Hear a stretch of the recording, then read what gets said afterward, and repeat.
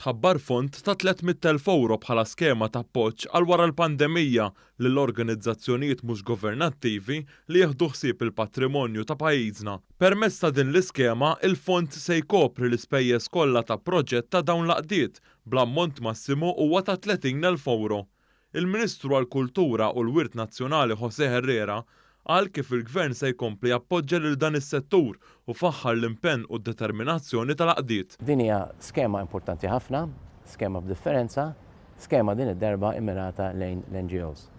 Kif japprezza kulħadd, l-NGOs huma involuti ħafna fil-qasam patrimonjali u kulturali, speċjalment wara li ftit snin ilu l-Gvern kien għadda liġi fejn il-Ministru responsabbli jista' jagħti kurasiji l-NGOs biex jieħdu ħsieb aspetti tal-patrimonju tagħna. Is-Segretarju Permanenti fih dan il-Ministeru, Joyce Dimek, qalet kif l-għan prinċipali wara dan il-fond huwa li jgħin u jagħti spinta fl-attività ta' dawn l-għaqdiet.